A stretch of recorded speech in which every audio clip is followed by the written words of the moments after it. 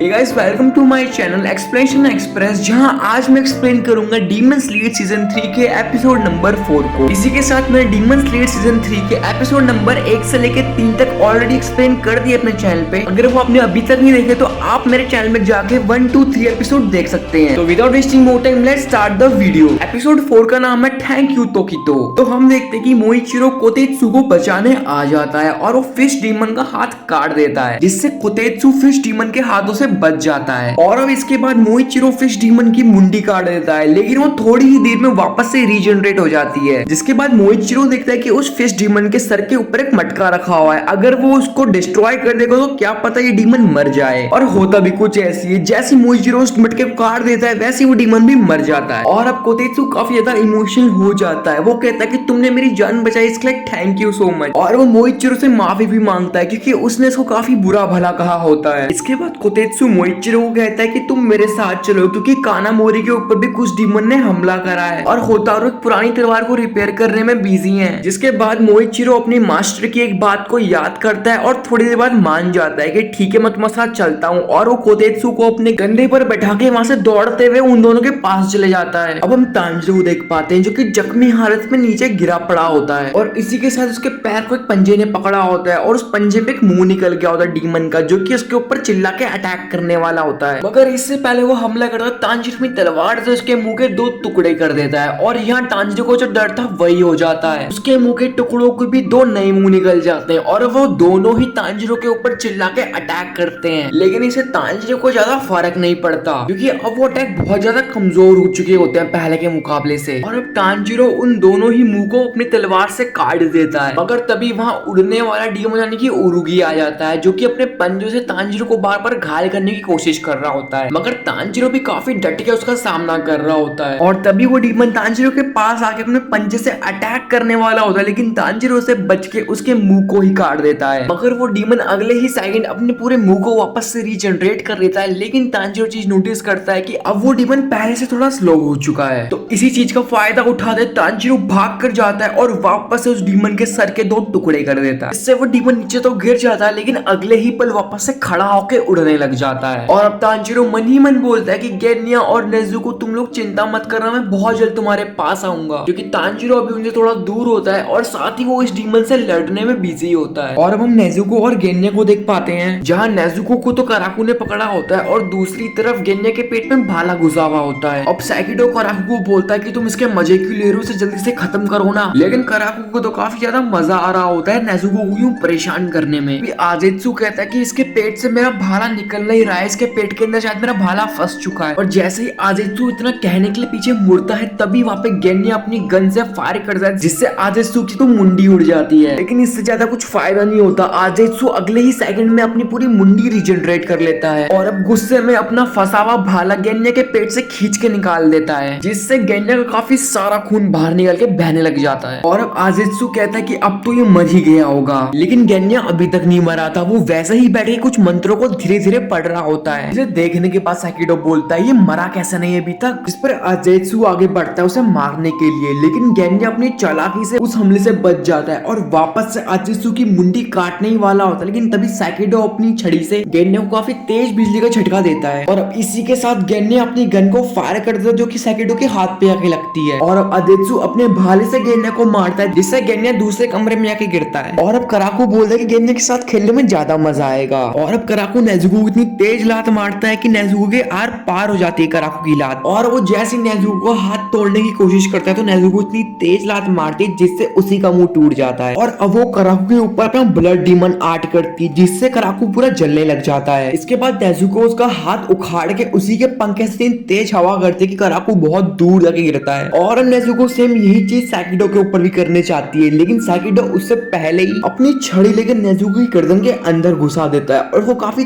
तेज current देता है। हम तांजिरो को देख पाते हैं जो कि अभी भी उस उड़ने वाले डीमन से लड़ रहा होता है और वो लड़ते लड़ते इतना पास पहुंच चुका होता है कि वो नेजुको और गेन्या तक पहुंच सके। इसीलिए अब तांजिरो दौड़ने लग जाता है ताकि वो उनके पास जल्द से जल्द पहुंच सके। मगर वो डीमन तो उसका पीछा छोड़ ही नहीं रहा होता और जैसे वो तांजिरो को पंजा मारने नीचे आता है, तांजिरो अपनी तलवार से उस डीमन के पैर और मुंह के अंदर भी तलवार घुसा देता है। क्योंकि वो डीमन बहुत हल्का होता है तो अब तांजिरो उसी के साथ उड़ते हुए नेजुको के पास पहुंच जाता है, जहाँ तांजीरो देखता है कि सैकिडो ने उसकी बहन नेजुको की गर्दन के अंदर अपनी छड़ी घुसाकर उसको करंट दे रहा है। इसलिए अब तांजीरो आगे बढ़ता है सैकिडो के ऊपर हमला करने के लिए, लेकिन सैकिडो क्या करता है अपने शरीर से एक और छड़ी निकाल लेता है और सैकिडो जैसे ही तांजीरो के ऊपर हमला करने जाता है उस छड़ी से, तो तांजीरो उस उड़ने वाले डीमन का पंजे को आगे लगा देता है, जिससे उस छड़ी से निकलने वाला करंट तांजीरो को लगता नहीं है। और इसी के साथ तांजीरो अपनी तलवार लेके सैकिडो की गर्दन को काट देता है। और जब तक सैकिडो रिकवर करता उससे पहले ही तांजीरो नेजुको की गर्दन से वो छड़ी को भी निकाल देता है और उसके निकालते सैकिडो भी अपने आप को पूरा रीजनरेट कर लेता है। और तभी नेजुको भी अपनी ब्लड डीमन आर्ट से सैकिडो को जलाने लग जाती है, मगर तभी कराकू वहां वापस आ चुका था और अपने पंख से तेज हवा करता है कि तांजीरो और नेजुको उस घर के छत तोड़ के बेसमेंट में आके गिर जाते हैं और वो बेहोश हो जाते हैं। दूसरी तरफ पूरे गांव में फिश डीमन ने अटैक कर दिया होता है, वो सारे स्वॉर्ड स्मिथ को आके मार रही होती है, उनके घर को तोड़ रही होती हैं। और हम देख पाते हैं कि मित्सुरी भी भागकर स्वॉर्ड स्मिथ विलेज की तरफ आ रही होती है, जहां उसके कासुगा गुरु ने बताया होता है कि उस विलेज में डीमंस ने अटैक कर दिया है और साथ ही अब वही करो उसको विलेज तक का रास्ता भी दिखा रहा होता है। और इसी के साथ शानदार सा एपिसोड यहाँ खत्म हो जाता है। तो गाइस अगर आपको वीडियो जरा से भी पसंद आई तो प्लीज यार लाइक एंड सब्सक्राइब कर देना, क्योंकि मेरे 2-3 दिन की मेहनत है, तो अब जाके वीडियो कहीं बनी और आप तक पहुंचे तो प्लीज यार कर देना, ताकि मेरी मेहनत भी रंग लाए। और इसी के साथ ही भी बताना कमेंट सेक्शन में कि वीडियो कैसी लगी, अच्छी लगी, बुरी लगी, कैसी लगी और साथ ही आपको कौन सा पार्ट सबसे ज्यादा पसंद आया। इसी के साथ मिलते हैं बहुत जल्दी अगली वीडियो में एपिसोड नंबर 5 के साथ। तब तक के लिए टाटा बाय बाय।